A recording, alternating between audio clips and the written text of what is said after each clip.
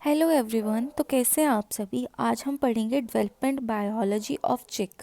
ये टॉपिक बहुत ही इम्पॉर्टेंट है एंड इंटरेस्टिंग है, सो मेरे को लगा कि मेरे को पढ़ाना चाहिए। सो इंट्रोडक्शन क्या है कि different animals have evolve a variety of strategies of development, therefore all animals are related. But जो बेसिक मैकेनिज्म है अर्ली डेवलपमेंट का वो कंजर्व है in the course of evolution.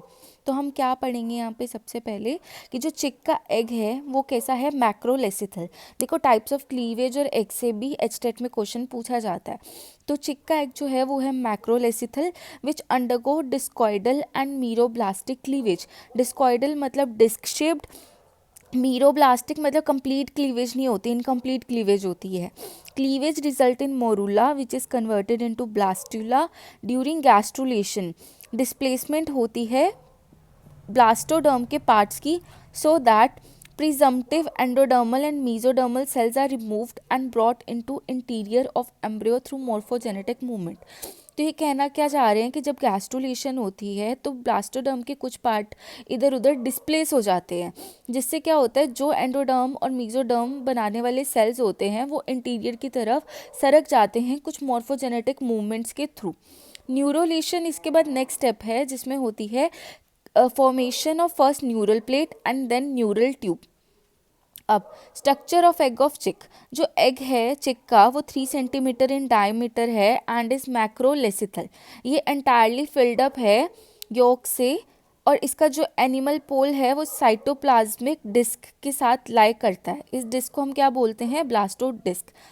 सी, ये इसका एग है तो ऊपर एक एक्टिव साइटोप्लाज्म दिख रहा है, ये छोटी सी डिस्क को हम क्या बोलेंगे, ब्लास्टो डिस्क। देन योक में 48.7% वाटर है, ये कंपोजिशन है। 32.6% फोस्फोलिपिड एंड फैट्स है। 16% प्रोटीन है, 1% carbohydrate and 1.1% other chemical molecules है। Yolk is covered by a layer of dense viscous albumin which forms a thin chalaziferous layer around the vitelline membrane of yolk.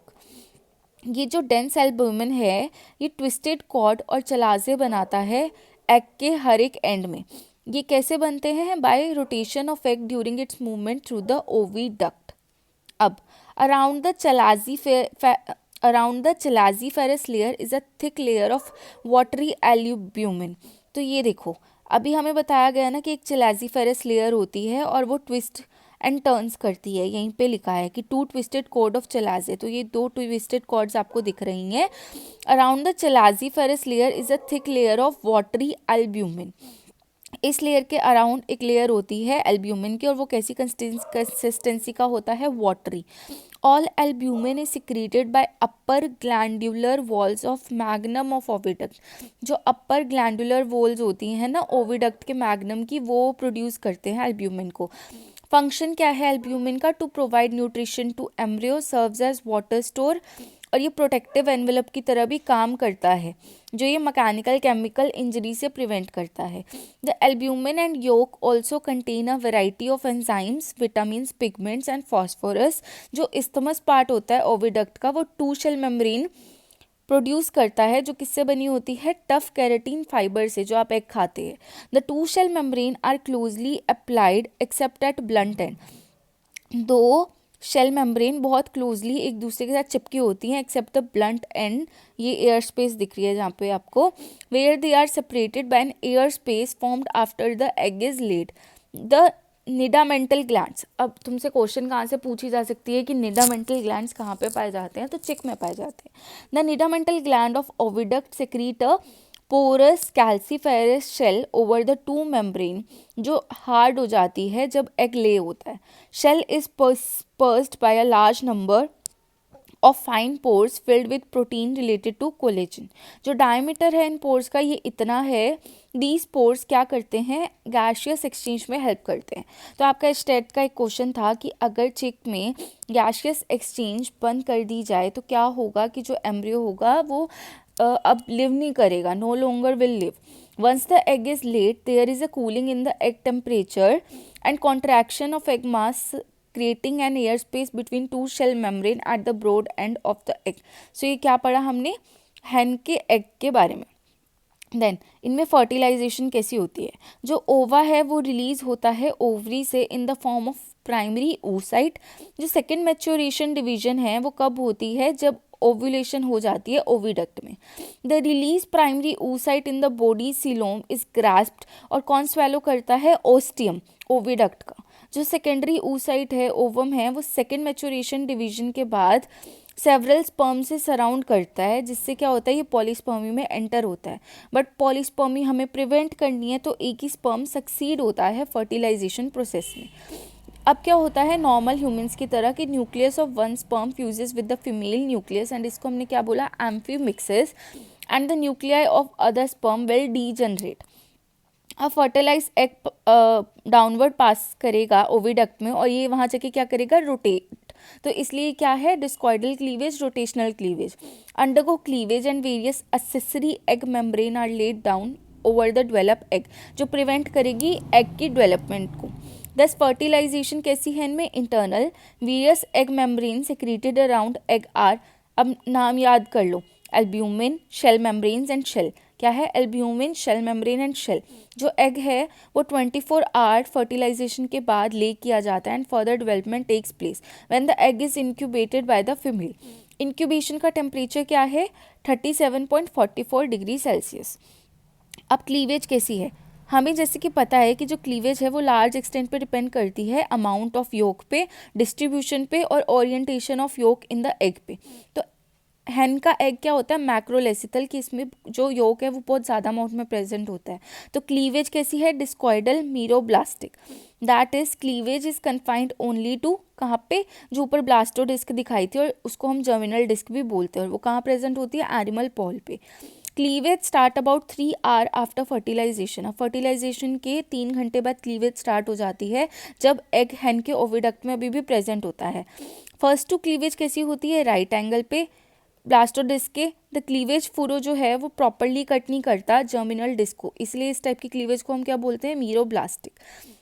जो third set of cleavage furrow है वो कैसा है, vertical, cutting across the second set of vertical फुरो।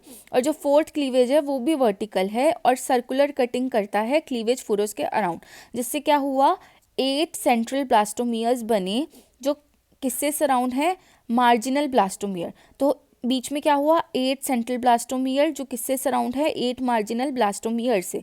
दस these cleavage furrow separate the daughter central blastomere from each other but not from yolk. मतलब marginal और central blastomere में space आ गई, बट अभी वो योक से सेपरेट नहीं हुए। सेंट्रल ब्लास्टोमियर जो है वो कॉन्टिन्यूज है अंडरलाइंग योक से eight there lower and. At this time जो मैटरनल डिटर्मिनेंट्स होते हैं ना, ट्रांसक्रिप्शन फैक्टर, जो हमारी डेवलपमेंट की फेट डिटरमाइन करते हैं, वो डायरेक्टिंग होते हैं क्लीवेज की तरह।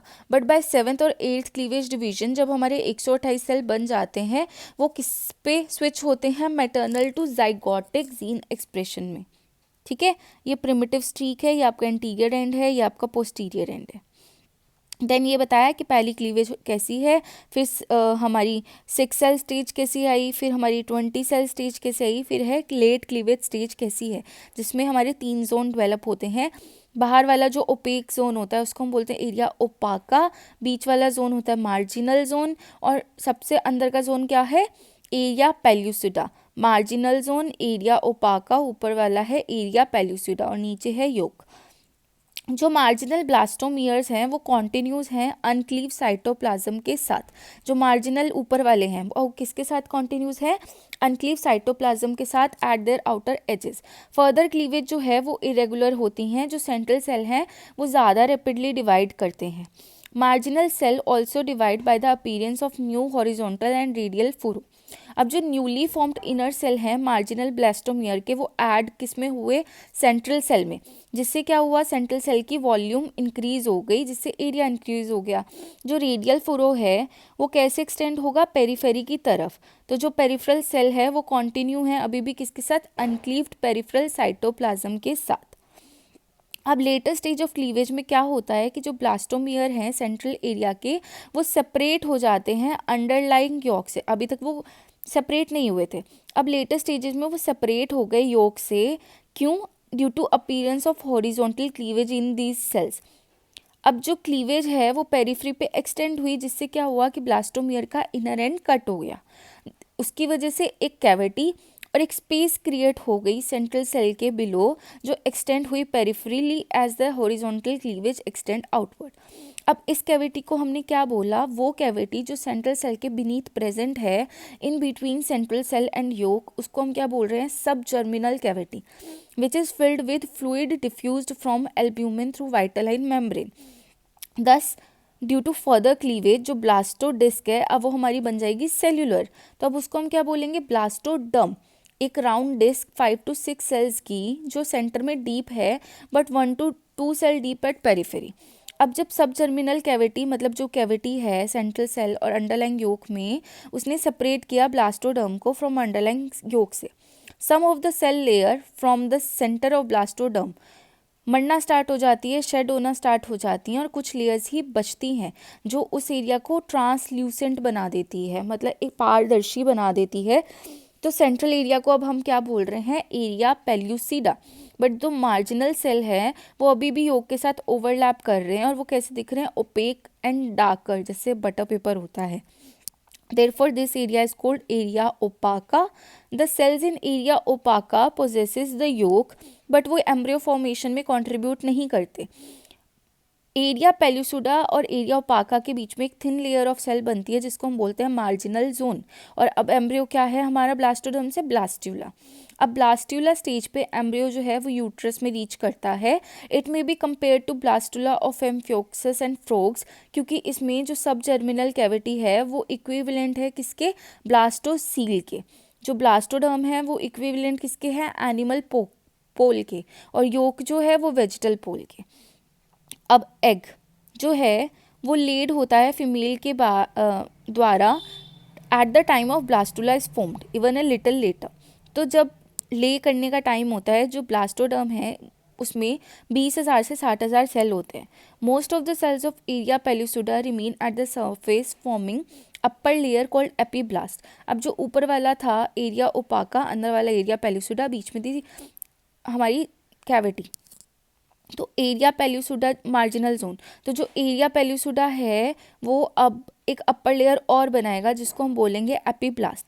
Shortly before the egg is laid some cells delaminate होता है कि शीट एक दूसरे के ऊपर मूव कर गई फ्रॉम द एपीब्लास्ट, और वो अंदर की तरफ सेल इंग्रेस कर रही है सब जर्मिनल कैविटी में क्लस्टर्स में, जिससे हमारा क्या बन रहा है, प्राइमरी हाइपोब्लास्ट।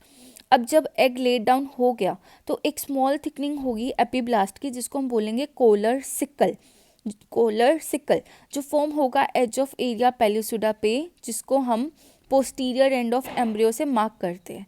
अब एरिया ओपाका और कोलर सिकल के बीच में एक बेल्ट लाइक रीजन होता है जिसको हम बोलते हैं PMG, पोस्टीरियर मार्जिनल जोन। उसी टाइम पे एक शीट ऑफ सेल डिलैमिनेट करना स्टार्ट करती है एंड माइग्रेट करती है posterior edge of area pellucida से under surface. These delaminated cells at posterior edge of area pellucida gradually link करती है एक दूसरे से प्राइमरी हाइपोब्लास्ट को, जिससे कॉन्टिन्यूस लेयर बनेगी फ्लैटेंड सेल्स की जो योक के ऊपर प्रेजेंट होता है सब जर्मिनल कैविटी के। इस लेयर को हम क्या बोलेंगे, सेकेंडरी हाइपोब्लास्ट और endoblast. And upper layer of blastoderm is epiblast containing ectoderm and mesoderm. Hypoblast जो है वो एक्सक्लूसिवली एंडोडर्मल इन नेचर होता है। अब देखो एरिया ओपाका ये आपको दिख रहा है, ये योक है, बीच में कैविटी स्पेस बना सब जर्मिनल स्पेस। ऊपर वाले सेल्स जो मॉडिफाई हो गए वो क्या बना रहे हैं, एपीब्लास्ट। साइड वाला रीजन हमारा होगा पोस्टीरियर मार्जिनल जोन, ये सारा मिलकर क्या है, ब्लास्टोडर्म। नीचे वाले सेल जो इंग्रेस और डीलैमिनेट हो रहे हैं वो है हाइपोब्लास्ट सेल जो एंडोडर्मल इन नेचर हैं, और ये कोलर सिकल रीजन आपको अलग से दिखा दिया। अब हाइपोब्लास्ट सेल जो है वो माइग्रेट कर रहे हैं from deep cells of the posterior region. Gastrulation हम कल पढ़ेंगे। So that's all for today.